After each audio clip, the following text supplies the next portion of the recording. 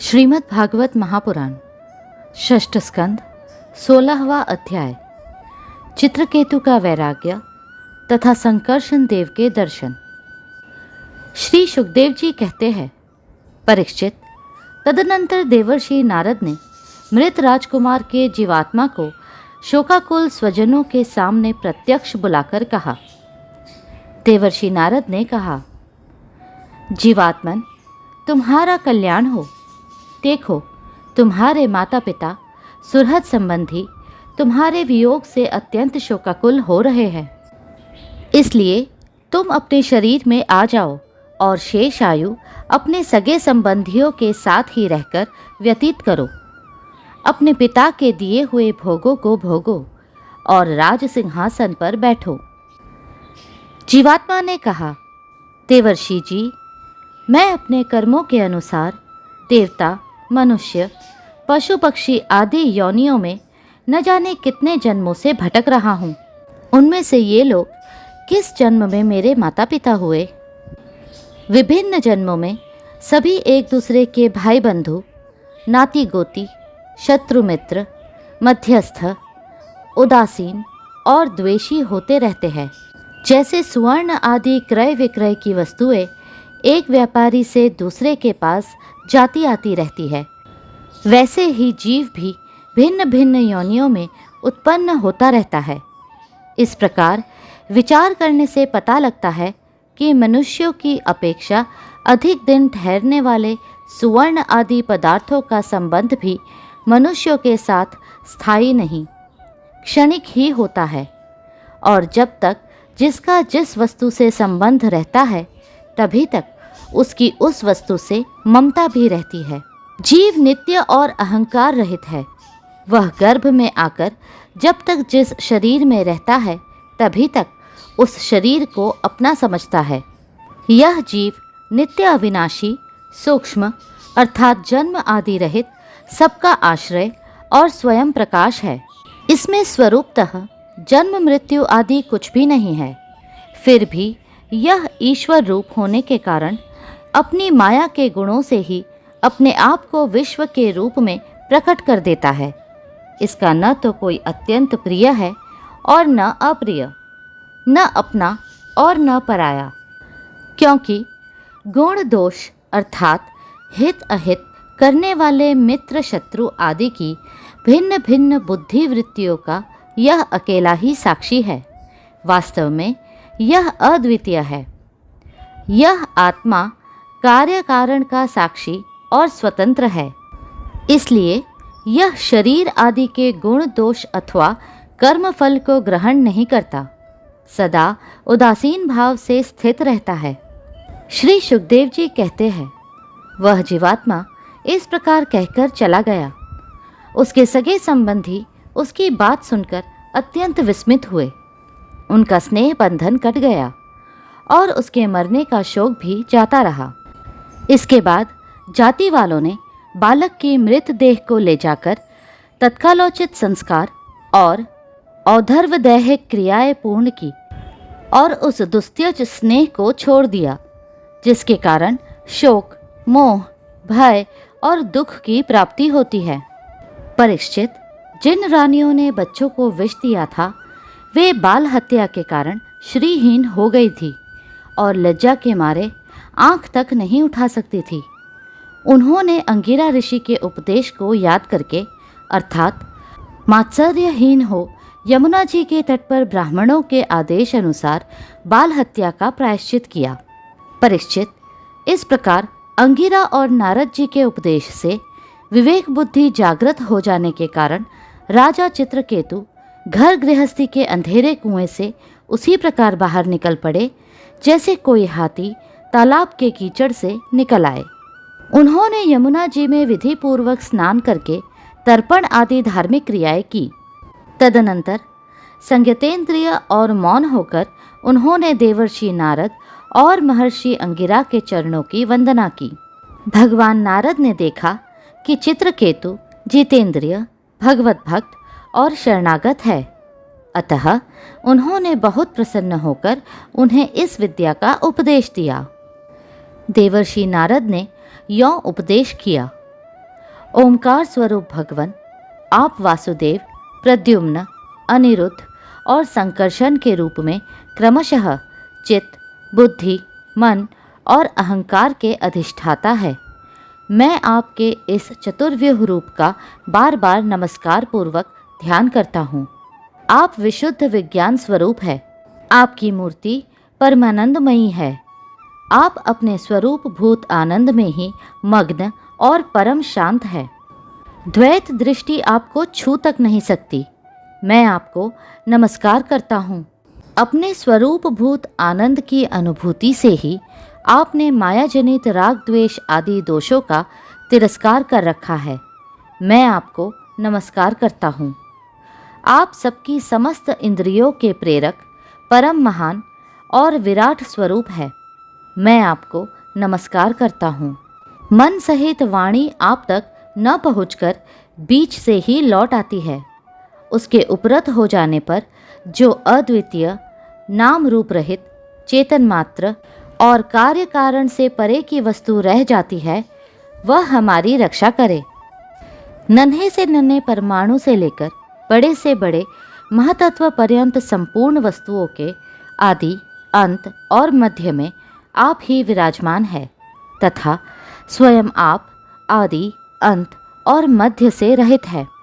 क्योंकि किसी भी पदार्थ के आदि और अंत में जो वस्तु रहती है वही मध्य में भी रहती है। यह ब्रह्मांड कोश जो पृथ्वी आदि एक से एक 10 गुने 7 आवरणों से घिरा हुआ है, अपने ही समान दूसरे करोड़ों ब्रह्मांडों के सहित आप में एक परमाणु के समान घूमता रहता है और फिर भी उसे आपकी सीमा का पता नहीं है। इसलिए आप अनंत है। जो नर पशु केवल विषय भोग ही चाहते हैं, वे आपका भजन न करके आपके विभूति स्वरूप इंद्र आदि देवताओं की उपासना करते हैं। प्रभु, जैसे राजकुल का नाश होने के पश्चात उसके अनुयायियों की जीविका भी जाती रहती है, वैसे ही क्षुद्र उपास्य देवों का नाश होने पर उनके दिए हुए भोग भी नष्ट हो जाते हैं। परमात्मन, आप ज्ञान स्वरूप और निर्गुण है। इसलिए आपके प्रति की हुई सकाम भावना भी अन्य अन्य कर्मों के समान जन्म मृत्यु रूप फल देने वाली नहीं होती। जैसे भुने हुए बीजों से अंकुर नहीं उगते, क्योंकि जीव को जो सुख दुख आदि द्वंद्व प्राप्त होते हैं वे सत्व आदि गुणों से ही होते हैं, निर्गुण से नहीं। हे अजीत, जिस समय आपने विशुद्ध भागवत धर्म का उपदेश किया था, उसी समय आपने सबको जीत लिया। क्योंकि अपने पास कुछ भी संग्रह परिग्रह न रखने वाले, किसी भी वस्तु में अहमता ममता न करने वाले आत्माराम सनकादि परमर्षि भी परम साम्य और मोक्ष प्राप्त करने के लिए उसी भागवत धर्म का आश्रय लेते हैं। वह भागवत धर्म इतना शुद्ध है कि उसमें सकाम धर्मों के समान मनुष्य की वह विषम बुद्धि नहीं होती कि यह मैं हूँ, यह मेरा है, यह तू है और यह तेरा है। इसके विपरीत जिस धर्म के मूल में ही विषमता का बीज बो दिया जाता है, वह तो अशुद्ध, नाशवान और अधर्म बहुल होता है। सकाम धर्म अपना और दूसरे का भी अहित करने वाला है।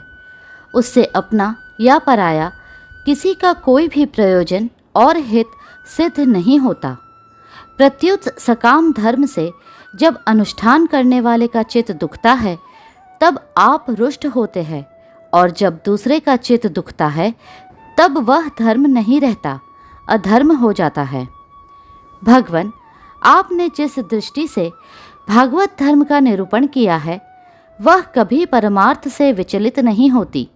इसलिए जो संत पुरुष चर अचर समस्त प्राणियों में समदृष्टि रखते हैं, वे ही उसका सेवन करते हैं।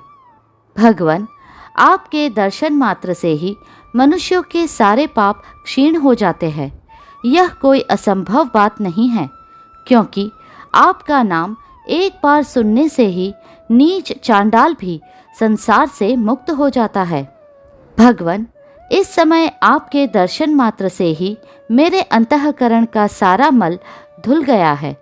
सो ठीक ही है, क्योंकि आपके अनन्य प्रेमी भक्त देवर्षि नारद जी ने जो कुछ कहा है वह मिथ्या कैसे हो सकता है? हे अनंत, आप संपूर्ण जगत के आत्मा है, अतएव संसार में प्राणी जो कुछ करते हैं वह सब आप जानते ही रहते हैं। इसलिए जैसे जुगनू सूर्य को प्रकाशित नहीं कर सकता, वैसे ही परम गुरु आपसे मैं क्या निवेदन करूं? भगवन, आपकी ही अध्यक्षता में सारे जगत की उत्पत्ति, स्थिति और प्रलय होते हैं। कुयोगी जन भेद दृष्टि के कारण आपका वास्तविक स्वरूप नहीं जान पाते। आपका स्वरूप वास्तव में अत्यंत शुद्ध है। मैं आपको नमस्कार करता हूँ। आपकी चेष्टा से शक्ति प्राप्त करके ही ब्रह्मा आदि लोकपालगण चेष्टा करने में समर्थ होते हैं। आपकी दृष्टि से जीवित होकर ही ज्ञानेंद्रिया अपने अपने विषयों को ग्रहण करने में समर्थ होती है। यह भूमंडल आपके सिर पर सरसों के दाने के समान जान पड़ता है। मैं आप सहस्त्र शीर्षा भगवान को बार बार नमस्कार करता हूँ। श्री सुखदेव जी कहते हैं, परीक्षित, जब विद्याधरों के अधिपति चित्रकेतु ने अनंत भगवान की इस प्रकार स्तुति की, तब उन्होंने प्रसन्न होकर उनसे कहा। श्री भगवान ने कहा, चित्रकेतु, देवर्षि नारद और महर्षि अंगिरा ने तुम्हें मेरे संबंध में जिस विद्या का उपदेश दिया है, उससे और मेरे दर्शन से तुम भली भांति सिद्ध हो चुके हो। मैं ही समस्त प्राणियों के रूप में हूँ, मैं ही उनका आत्मा हूँ और मैं ही पालन करता भी हूँ। शब्द ब्रह्म अर्थात वेद और परब्रह्म दोनों ही मेरे सनातन रूप है। आत्मा कार्य कारणात्मक जगत में व्याप्त है और कार्य कारणात्मक जगत आत्मा में स्थित है तथा इन दोनों में मैं अधिष्ठान रूप से व्याप्त हूँ और मुझ में ये दोनों कल्पित है। जैसे स्वप्न में सोया हुआ पुरुष स्वप्नांतर होने पर संपूर्ण जगत को अपने में ही देखता है और स्वप्नांतर टूट जाने पर स्वप्न में ही जागता है तथा अपने को संसार के एक कोने में स्थित देखता है, परंतु वास्तव में वह भी स्वप्न ही है। वैसे ही जीव की जागृत आदि अवस्थाएं परमेश्वर की ही माया है। यों जानकर सबके साक्षी मायातीत परमात्मा का ही स्मरण करना चाहिए। सोया हुआ पुरुष जिसकी सहायता से अपनी निद्रा और उसके अतीन्द्रिय सुख का अनुभव करता है, वह ब्रह्म मैं ही हूँ। उसे तुम अपनी आत्मा समझो। पुरुष निद्रा और जागृति इन दोनों अवस्थाओं का अनुभव करने वाला है। वह उन अवस्थाओं में अनुगत होने पर भी वास्तव में उनसे पृथक है। वह सब अवस्थाओं में रहने वाला अखंड एक रस ज्ञान ही ब्रह्म है, वही परब्रह्म है। जब जीव मेरे स्वरूप को भूल जाता है, तब वह अपने को अलग मान बैठता है। इसी से उसे संसार के चक्कर में पड़ना पड़ता है और जन्म पर जन्म तथा मृत्यु पर मृत्यु प्राप्त होती है। यह मनुष्य योनि ज्ञान और विज्ञान का मूल स्तोत्र है। जो इसे पाकर भी अपने आत्मस्वरूप परमात्मा को नहीं जान लेता, उसे कहीं किसी भी योनि में शांति नहीं मिल सकती। राजन, सांसारिक सुख के लिए जो चेष्टाएं की जाती है, उनमें श्रम है, क्लेश है, और जिस परम सुख के उद्देश्य से वे की जाती है, उसके ठीक विपरीत परम दुख देती है। किंतु कर्मों से निवृत्त हो जाने में किसी प्रकार का भय नहीं है। यह सोचकर बुद्धिमान पुरुष को चाहिए कि किसी प्रकार के कर्म अथवा उनके फलों का संकल्प न करे। जगत के सभी स्त्री पुरुष इसीलिए कर्म करते हैं कि उन्हें सुख मिले और उनका दुखों से पिंड छूटे, परंतु उन कर्मों से न तो उनका दुख दूर होता है और न उन्हें सुख की ही प्राप्ति होती है। जो मनुष्य अपने को बहुत बड़ा बुद्धिमान मानकर कर्म के पचड़ों में पड़े हुए हैं, उनको विपरीत फल मिलता है। यह बात समझ लेनी चाहिए।